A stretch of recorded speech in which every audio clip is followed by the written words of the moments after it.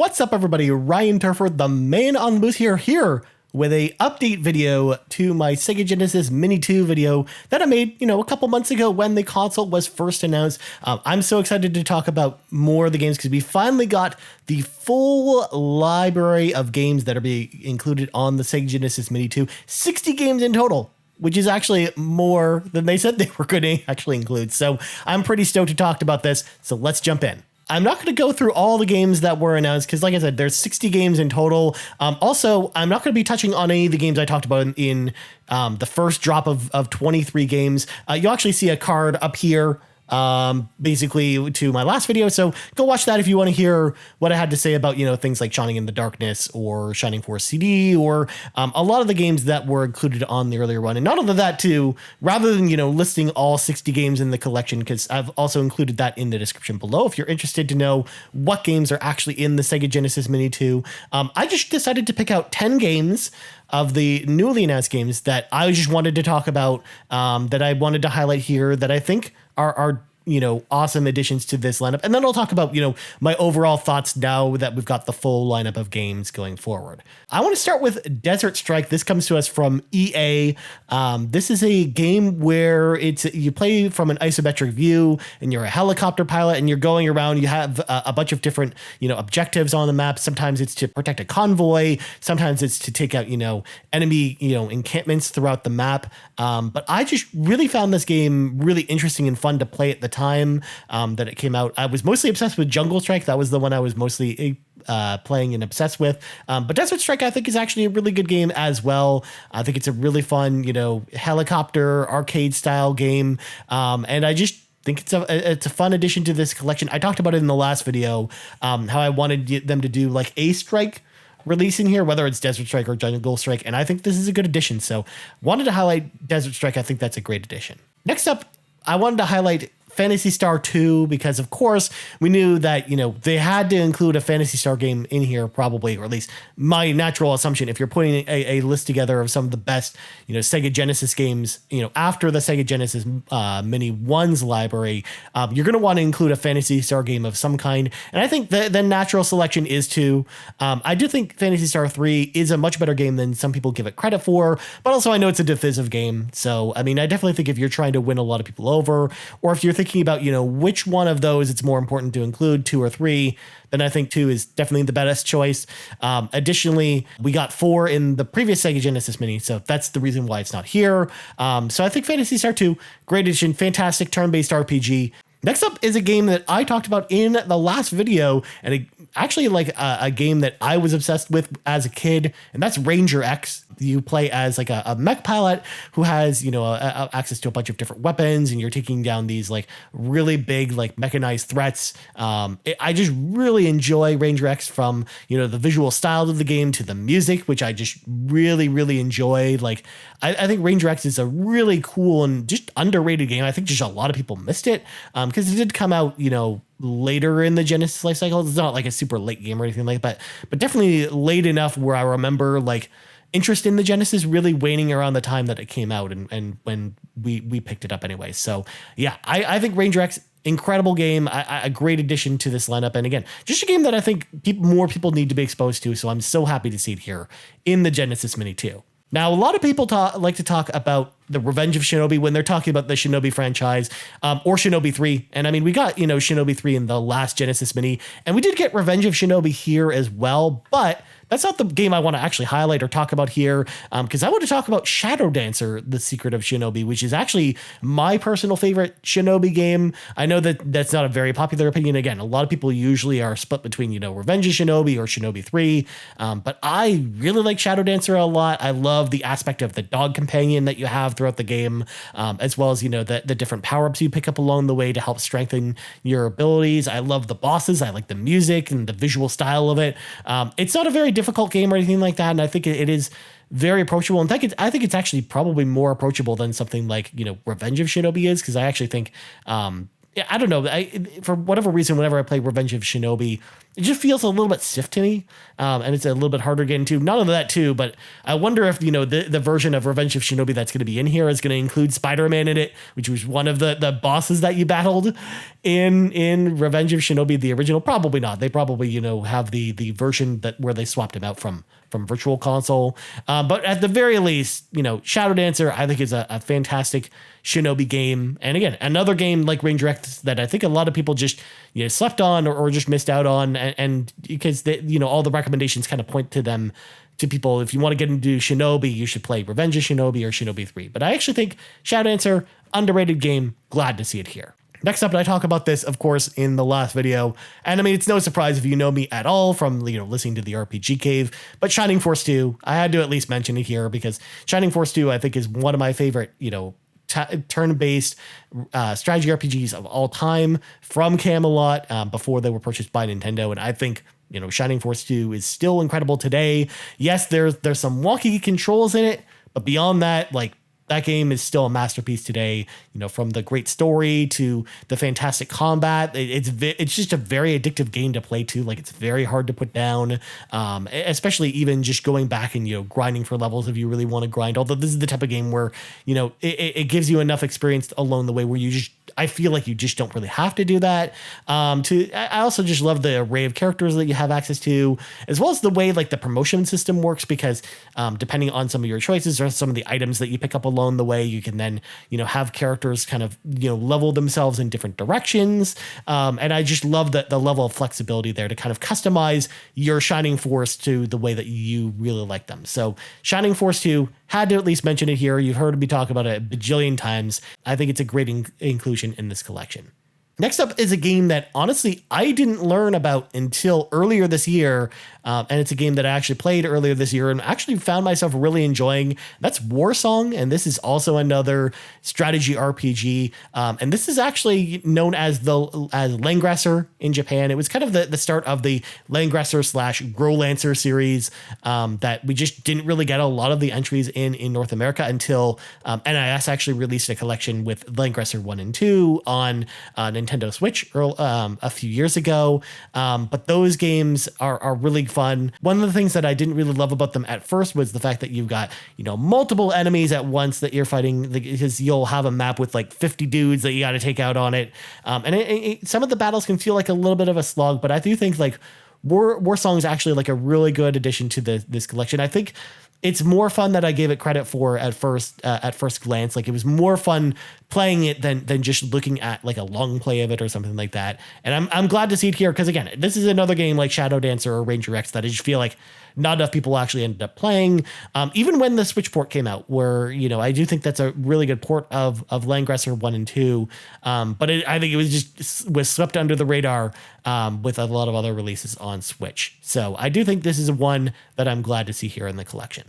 Next up, obviously, since they're Sega CD editions, we got to talk about some of the FMV games that were included here. And I'm just going to lightly touch on, Night Trap and Sewer Shark, which of course were the two games that they had here. These were the games that were kind of all the rage when the Sega CD came out. Yes, I don't really think, Sewer Shark or the Sega CD version of Night Trap are, very good games at all. In fact, I think they're, not the best way to play these games, especially Night Trap, which I actually think got a very impressive remaster on the PlayStation 4 and the Switch. I actually think that version of Night Trap plays way better than this one. And I think also seeing just those cinematics in HD versus, going back to something like the Sega CD one, it's really hard to do. And I think that, especially because it's just all about trial and error with both of these games. But so even though I don't think they're the best playing games of the time, I think they just really represent, what the Sega CD was all about, which is what they're trying to capture with this mini console. What were people really jonesing for on the Sega CD? A lot of times it was either RPGs, arcade ports, or FMV games. So I'm glad to see at least we had some FMV games here. Even if they're not the strongest games themselves, they really mean a lot as far as a look back on the Sega CD as a whole. Next up, we got to talk about one of these fighting games that are included here. Now, I know One of the cool things that about this Genesis Mini 2 is the fact that we got the 6-button controller. So thank God, because we got, Super Street Fighter 2 in here, which I think is a really good port. But the game I want to highlight here is actually ClayFighter from Interplay. This is like a really goofy, like tongue-in-cheek fighting game where you play as, claymation characters, and it just doesn't take itself seriously. It's just a really fun and goofy fighting game. Yes, it's not really a very technically competent fighting game, and it's not really the best feeling fighting game to play, but I think like the first ClayFighter is actually like the best in the series, and I do think it's actually a fun game to go back to today, especially if you got a friend and you've got 2 controllers. I actually think it's going to be a really fun playtime for you and a friend to play, ClayFighter. I think it's going to be really fun today. So I would definitely check that one out if you decide to pick up the Genesis Mini 2. Next up, we had Golden Axe 1 in the Sega Genesis Mini. So it just makes perfect sense to include Golden Axe 2 here. Me and my brother Kyle used to spend so many hours as kids playing Golden Axe 2. And I had an amazing time playing it growing up. But then even revisiting the game, on Extra Life streams or other times throughout my life, like I've just had such a good time going back to this game. It still holds up really, really well. I mean, it feels like kind of your standard fantasy beat 'em up game, and it does feel a little bit difficult, especially because this is based off an arcade game that was designed to eat your quarters. So it just makes perfect sense that the difficulty would be fairly high. But I think it's well balanced if you've got 2 people, and I think it's definitely manageable. I think you could definitely beat it in your first sitting if you really, hunker down with another player and play it and have a good time with it. So Golden Axe 2, I think, is a really good beat 'em up, and I'm glad to see it here. And it's definitely, I think, of the beat 'em ups that are in this collection, I think it's probably my favorite, except for the next game I'm about to talk about. So like I mentioned when talking about Sewer Shark or Night Trap, one of the best things about the Sega CD was the ability to play, arcade ports that were much closer to their arcade counterparts versus, what we would get on Super Nintendo or Sega Genesis. And no game could be truer to that than Final Fight for Sega CD, which is just a really great port of Final Fight from the arcades.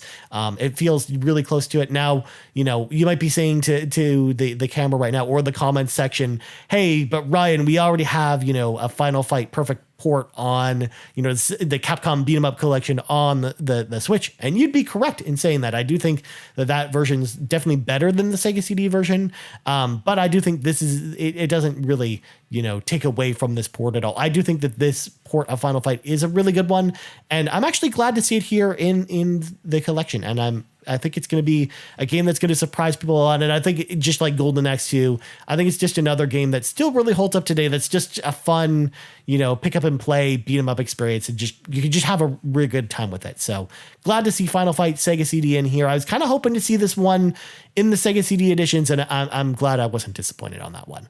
And then those were my 10 games, but I just wanted to quickly touch on the bonus games that are included here. So we got Splatter, Super Locomotive, Puyo Puyo Sun, and Space Harrier 2, and Devi and P.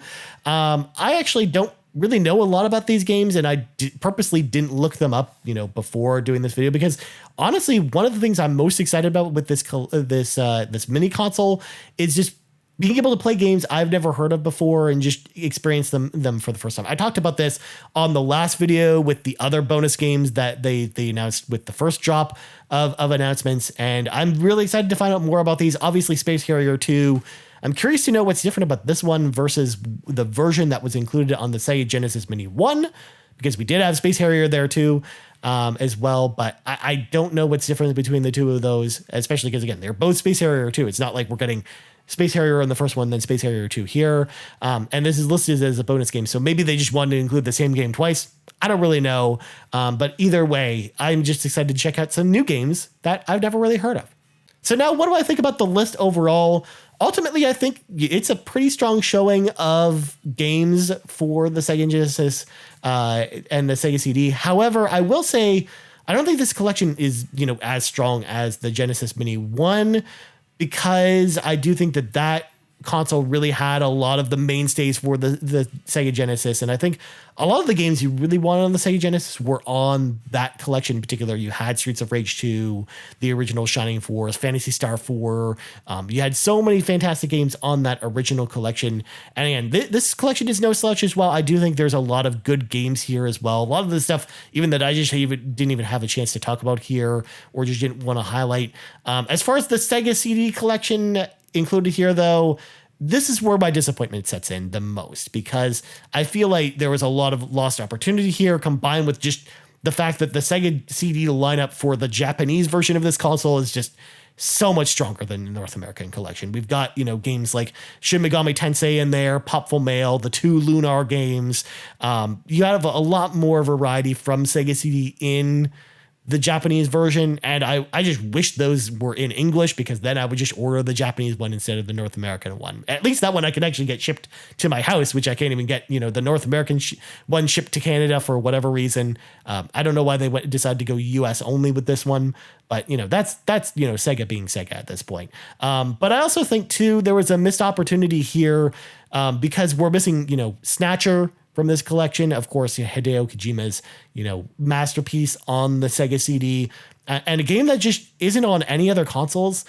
So I would have loved to see it here. And that's also the main reason why I'm sad to see like the 2 Lunar games missing out here, because those are games that are still really great games that just haven't been ported to modern consoles. Yes, we got remakes of them on the PlayStation 1, but they're different games. They're very different from the Sega CD releases of those games. So I would have loved to see those games preserved, and maybe hopefully at some point we get a collection, like a Working Designs collection or something at some point. Although I know, the main reason why they're not in the North American unit is because of Working Designs, that licensing's there, which is a nightmare. And speaking of licensing, other games I would have loved to see it here were, things like Road Rash on Sega CD, but because there's a lot of licensed music in there, it's very hard to get a game like that in there. Or even something like the Terminator on Sega CD, which I think is like a really underrated game and just a really fantastic Sega CD game. For licensing reasons, I can understand why they didn't include it here. So I was a little disappointed by the Sega CD collection here, but we do obviously get Shining Force CD, Sonic CD, the Ninja Warriors. We do have some good stuff here.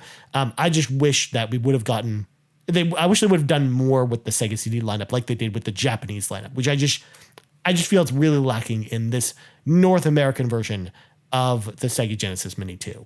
But either way, I'm really excited to get my Sega Genesis Mini 2. I do think that, again, there's a lot of great games in this lineup, again, mostly in the Sega Genesis camp, and I can't wait to check out this console on October 27th. But let me know in the comments below, what do you think about the Sega Genesis Mini 2 and the full lineup? Are you picking one up? I know the supply is going to be very limited on these, so you're going to want to grab your pre-orders now from Amazon.com, which is apparently the only place you can buy these. But I would love to hear from you. Let me know if you're interested in all in this. As for me, you can find me on Twitter at Ryan Turford. You can also, of course, make sure to subscribe to our channel here at Carpool Gaming. Make sure to like this video. And again, let us know in the comments below what you think about the Genesis Mini 2. And don't forget to hit that notification bell to be notified about our latest videos. You can also find us again on Twitter at Carpool Gaming. And just, again, follow us because we have some awesome stuff coming up on the channel. And I will be doing more info about the Sega Genesis Mini 2 after the console comes out, because I am going to be looking to get one of these.